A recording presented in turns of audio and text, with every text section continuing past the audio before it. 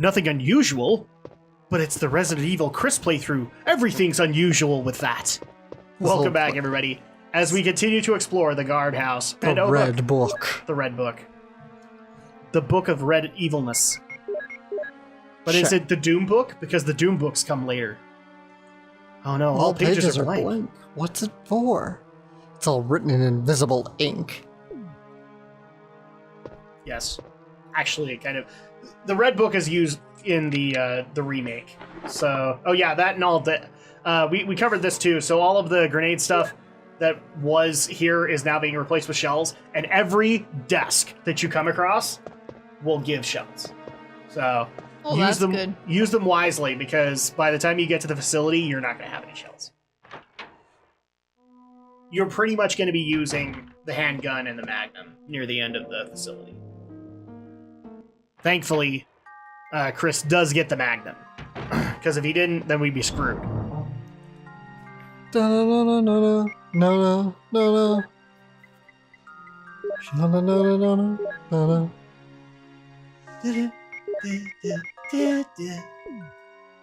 we actually did get a question for you, Alex, which is, since I think we mentioned the movies at one point. You just put that one shotgun bullet in there. Yes, because I'll get more shells. Because we mentioned the movies before, somebody wanted to actually ask if you were in any way interested in seeing the movies of Resident Evil. Not really. Maybe I'll see the remake, if the remake actually plays a little closer to the game.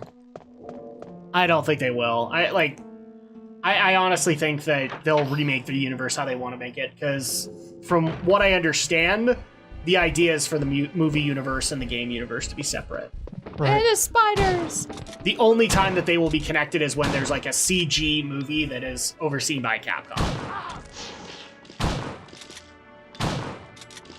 And somebody actually did want to ask, with the zombie spiders, how do you feel about them getting ripped apart when you hit them with shotgun shells? It's quite nice, actually. It's very satisfying. Especially you can step on the little ones. Yes, but you don't want to be around them too much because they can poison you. They will jump up and poison you. I kind of figured as much. Yes, you gotta love the zombie spiders, man. I can't remember. Did they explain in the game how the whole virus got out and infected everything and everyone? All you know is that it got out. Well, this is what happens when you develop a deadly biological weapon inside of a mansion. Well, and the other thing that will frustrate you even more with that aspect, Alex, is that in later games you will realize just how long they were researching this thing before an outbreak happened, and how many precautions they took to prevent said outbreak. Jeez. And that's weird how a little dot can be a ink ribbon. Yes. Welcome to early polygons, Andrea. Well, yeah, remember when... Well, not early polygons. This is actually something that does not change. Yeah, but you remember when Adam's like, couldn't find that ink ribbon, he's like, oh, it was there the whole time. It's broken, but I wanted to play pinball. The cool part is, though, that in later games, I think from 4 on, you actually don't even need ink ribbons anymore. You can just use the typewriter. They're just okay with you using it. And even in Resident Evil 7, I'm trying to think, do we have to use something to save, Andrea? Of what? To save in Resident Evil 7, did we actually have to use something? Not that I was aware of. I think we were just lucky to save. Yeah, because I was saving all the time. You were saving like mad because like saving was my excuse to not actually have to go out and deal with things. So I was like, it's okay. I'll save one more time, and then one more time became 3 more times, and then 4, and then 5. Yeah, because all you had to do was make sure you find a tape player or something. Yeah, and I want to say, like, starting Resident Evil 4, you no longer needed ink ribbons. Like, that was never a thing. If you found a typewriter, you could save there. But correct me if I'm wrong, people in the comments, because I don't remember if it was 4 or 5 that eliminated that. I want to say 4, because 4 was the first time they diverted to being more of an action game instead of being survival horror. It's weird. 4 is like, it's action game, but still with the survival horror elements, and then 5, and I had never played 6, but 5 went straight action. Oh yeah, by the way, hope everybody didn't bring their mini skirts. because we're going to deal with some more tentacles. More tentacle hentai for everybody. So, another question that I actually want to bring to your attention, Alex, is... you're going to giggle at this. This is not really a question. This is more of a piece of advice.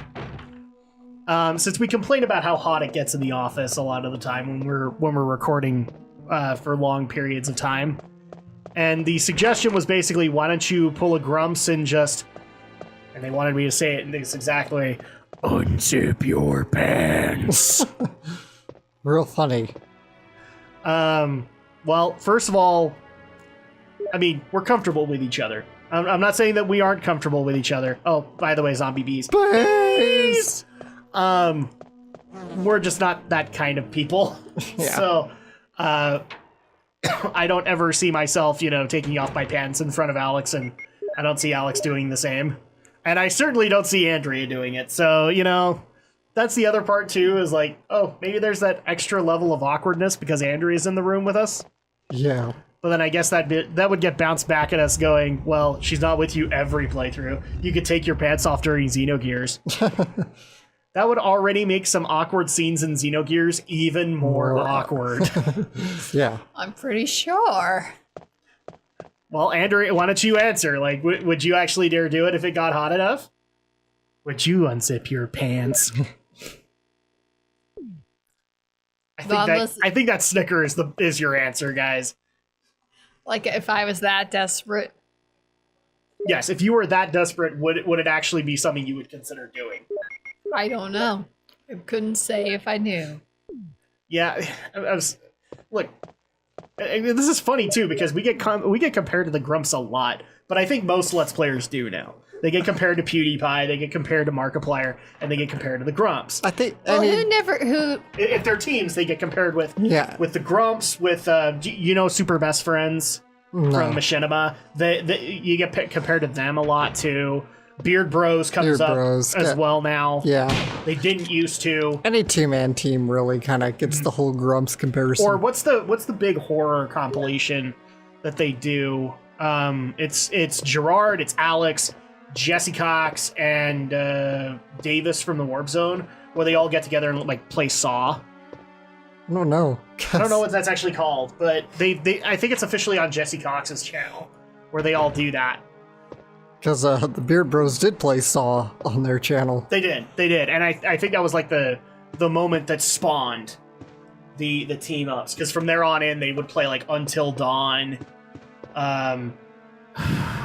not Freddy's, but they played one of the fan games. I think it was Joy of Creation together. So I mean. So again, I find this funny. We get compared to the Grumps a lot, but I guess, yeah, this is definitely one thing that the Grumps can do that we probably wouldn't do. I mean, I love and appreciate you, Alex, but yeah, I'm just not that kind of guy. I didn't tend to take off my pants when I played games as a teenager. I don't think I'm going to do that now. But thank you for your feedback. Oh, by the way, magic cut, because I didn't want to do the whole running back, run back here. There's a ladder. Will you descend it? But of course we will. You're gonna like this, Alex. So, I decided to not take out this upcoming puzzle, but I did speed it up a little bit. So, you guys can now appreciate this as we speed it up. And I kept the sounds in there because all the little tap, tap, tap. It was like he's tap dancing. I'm just sitting here watching Alex and Andrea just going, what the hell? There you go. But as soon as I heard the boots hitting the ground each time in that speed, I was like, wow, I can't get rid of that now. It's like rat-a-tat-tat. All right, cool. Now we have another green herb, and I think we'll get another one to combine. Now, the sad part is that we don't get the cutscene that we did for Jill with Chris. With the Neptune actually trying to come up to you. Yeah. You don't get it in this particular instance. But that may be that we weren't in the room long enough to get it going. So yeah, thank you all for your feedback. Are we coming up to Neptune? I guess if we want to answer this, Andrea, do we do this for Kingdom Hearts? No. We technically could. We're that comfortable with each other, but they are husband and wife, so yeah, it makes sense for us to do it. But it's not like something we'd brag. It's like, oh yeah, we're wearing this. We're doing this pantless. Yeah, I don't see me and Andrea doing that. Unless, of course, we were making the Riku joke, because we like doing that. In fact, I'm going to do it again. Andrea, unzip your pants. I would smack you. What? I've done it before. You're going to smack me now? Oh no! The shark! And baby shark. Off in the distance. He might get us. It's locked. There's no keyhole. That's okay, Dude, we use use the this- control room key. This key is useless now. Discard! Yes. As you can see, we're already running into the whole inventory issue. Could you give me an item cap rage really quick, Alex? No, I don't have the energy. Oh, okay. There's a lever. Will you move it? Pull the lever, Kronk. And flush the toilet. I love it. That's all it took to drain the water from the halls. The remake makes you do a lot more. And with a little bit more of a tense situation. There was a sound from the room next door. Was it the codename Kids Next Door? No, I'm kidding. Can you I'm imagine not watching going this back. whole Let's Play in fast motion?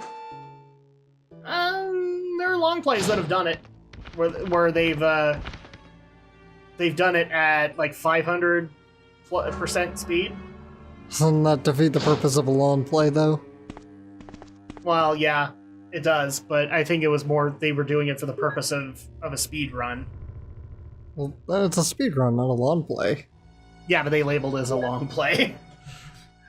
This is not my fault, Alex. I mean, it would be they called it a long play. It'd be kind of funny watching it because you see it going fast motion, all the little things. But even then, it wouldn't be a speedrun, because speedrunners actually, play the game fast, not just Speaking speed up of, the we got this footage. question way back, and I keep on forgetting to ask it. When looking for Let's Plays, do you tend to go the more Let's Play route, the long play route, or the speed run? I go the Let's Play, usually. But like your second is probably a speed run. Yeah.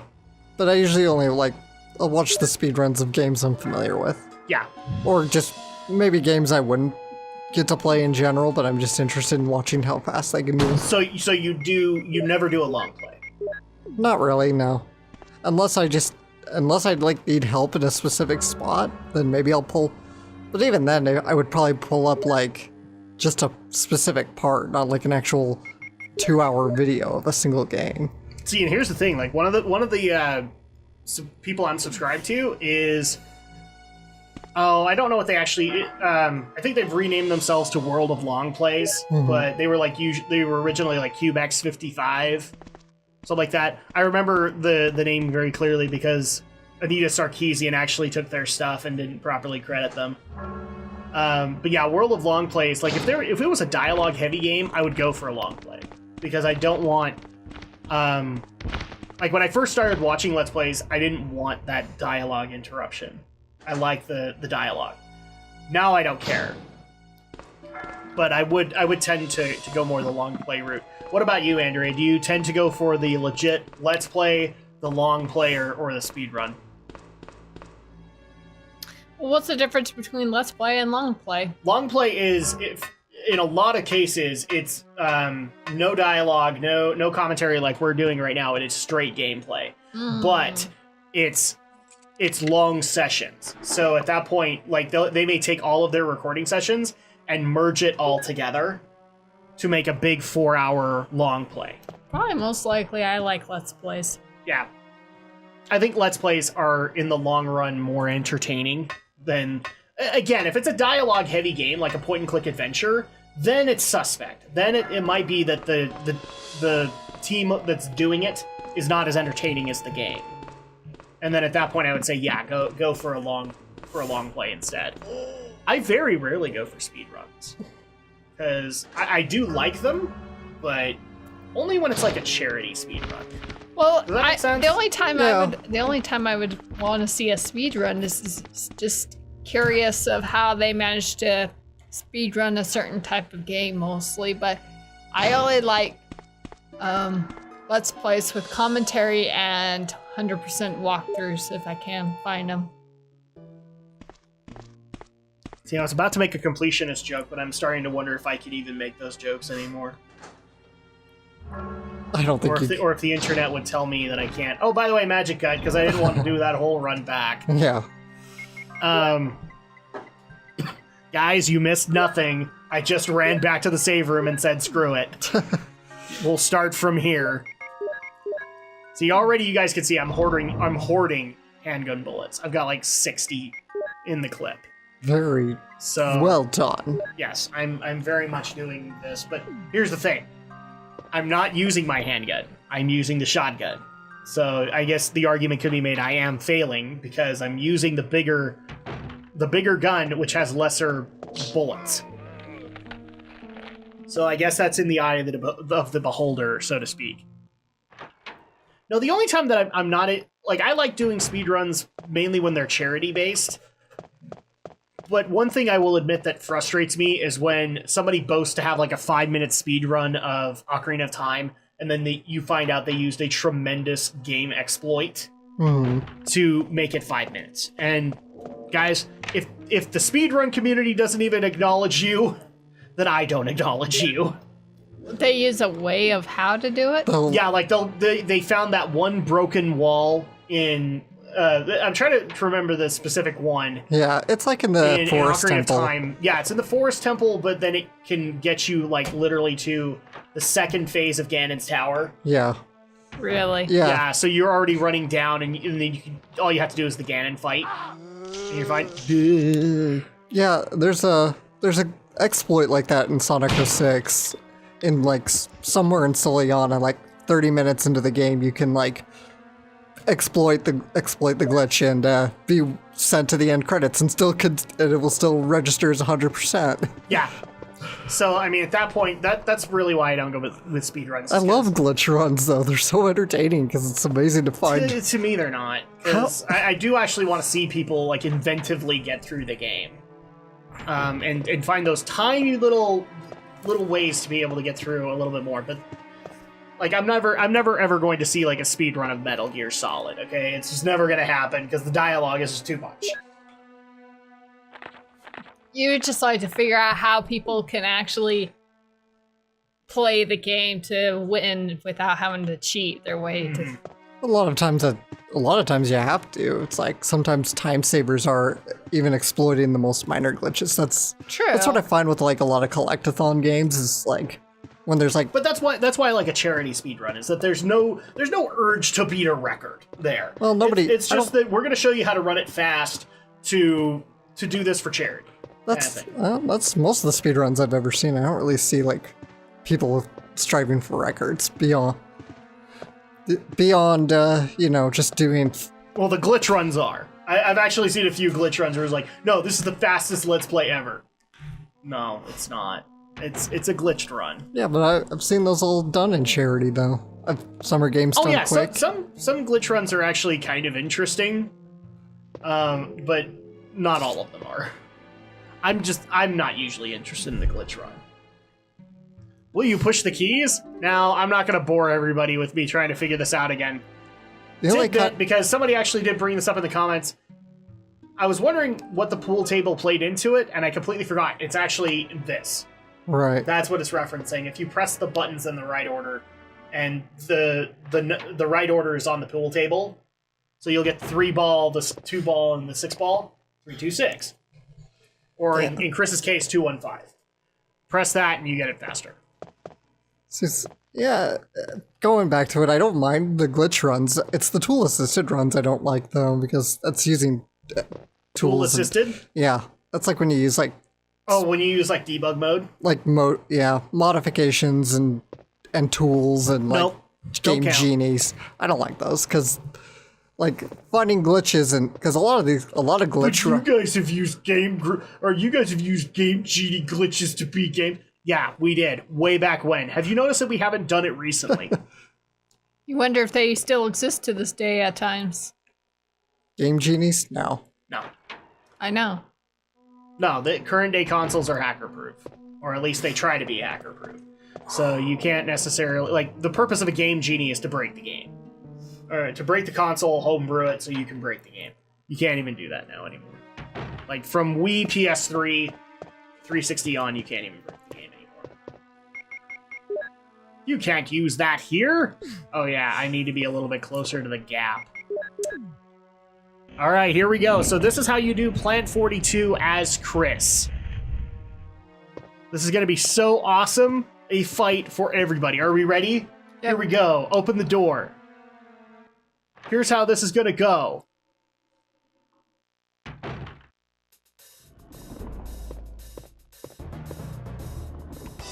Okay. Chris, you're an idiot.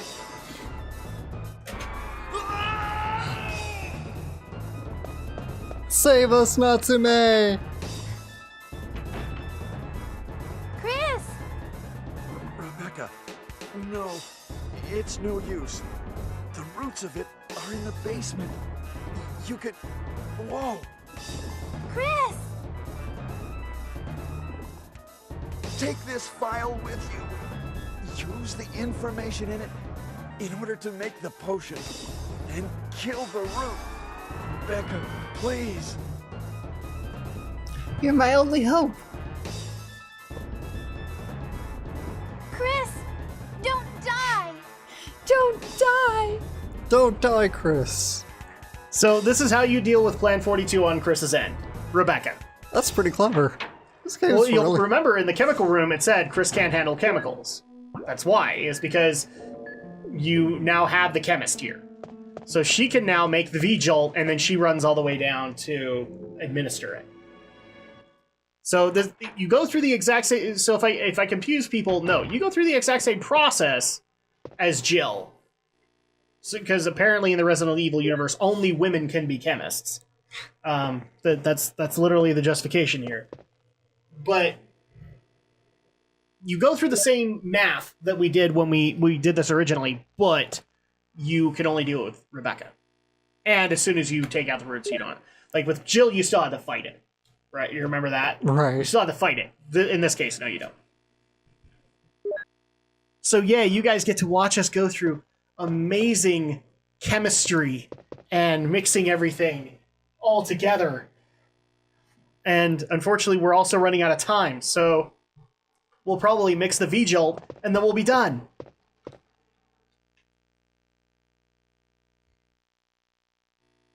Ta-da! And I didn't cut this out just because I wanted to show how fast you can actually get it done. Because a lot of people were asking, like, how easy is it to actually be able to do? If you know the math for it, this puzzle is amazingly easy.